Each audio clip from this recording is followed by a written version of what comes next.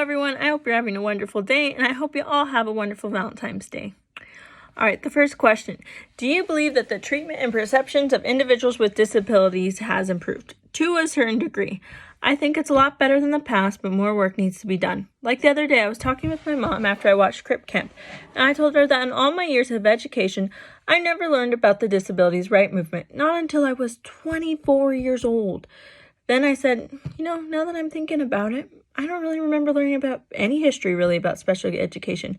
Not until I got into the master's program, which I think is crazy because I was in special education classes, I was in regular education classes, and nothing.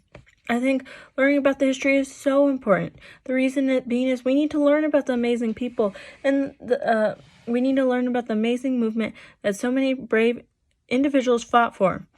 Another thing I wish we could learn in the classroom is individuals in history that had a disability. I really feel like learning about famous people in history that had disabilities would have been very inspirational for me and others. I would probably have seen these people as role models because I had a disability and I would have looked up to them. I feel like society is still kind of hiding individuals with disabilities. Also, when I was in special education, I felt isolated from my regular education peers, and when I was in regular education, I felt isolated from my special education peers. So in a way, I still feel like there's a bit of segregation, but that's just my opinion, especially of individuals with low incidence disabilities, because I'd never see these students at my school, and if I did, it was only in passing in the hallway. Which without inclusion, students can't learn from one another and get a better understanding of one another. So I do believe individuals with disabilities are getting more rights, but more work needs to be done, like sharing the history of special education, learning about famous people in history with disabilities, and fighting for more inclusion in the classroom. Second question, what impact did special education laws have on the treatment, perceptions, and education of individuals with disability? I think that special education laws has really helped with the treatment, perceptions, and education of individuals with disability.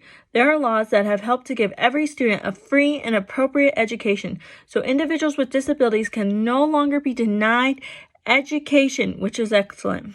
Also, there's laws that students need to be taught in the least restrictive environment, meaning teachers need to do everything they can to help the students succeed in the regular education classroom before they can suggest an exclusive classroom for the individual.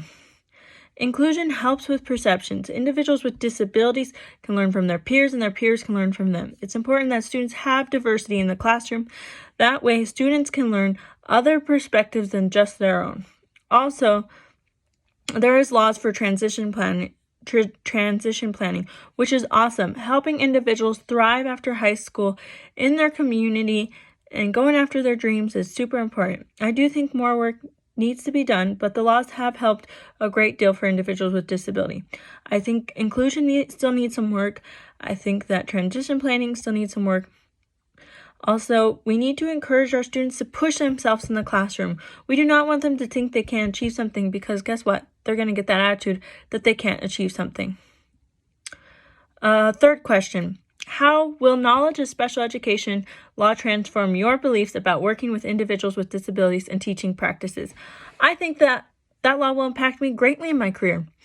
This law reminds me of the brave individuals that fought for their rights. I want to do everything in my power to uphold the laws in special education. I want to keep helping my students flourish and conquer their dreams in life. Fourth question. I'm not going to read all of it because, I don't know. I tried reading it earlier and I had a hard time saying it all. I'm just going to read. Based on the webinar, what are some practices that you will incorporate into your classroom to ensure that you're embracing the neurodiversity of learning in your classroom? I really enjoyed watching the webinar. One thing I want to incorporate is making sure my students feel challenged like everyone else in the class and not feel like I'm treating them like they can't handle the material. I also like the idea of finding different ways of doing the same lesson. That way, the student is doing the same lesson, but they are doing it in a way their brain learns. I really like what they said about how every brain works differently, so why are we treating them like they all work the same? Another thing I want to try is asking my students what their preferred terminology of their disability is, because the last thing I want to do is hurt someone's feelings. I also want to make sure my students, don't feel like I'm treating them younger than they are. So there's a lot of things that I want to take from this webinar and embrace in my future classroom. All right, the last and final question, which I really enjoyed answering. What topic is in this module had the most impact on you personally or professionally, and why? All right. One topic that had a big impact on me personally was the history of disabilities video. It breaks my heart how poorly people with disabilities were treated throughout history, and I know a lot of that reasons that they were treated so poorly was because of the lack of knowledge about individuals with disabilities.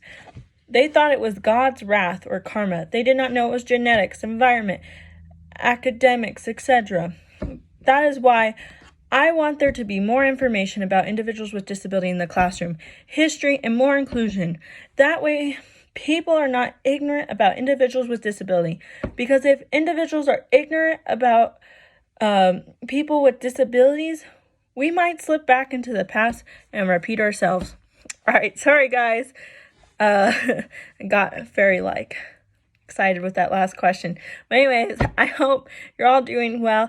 And I promise I don't have a black eye. I've been looking at myself in the video. I think it's just the shadow. And then I don't know if I haven't really been getting much sleep this week. I think it's the bags under my eye. So I promise I don't have a black eye on this right side. All right.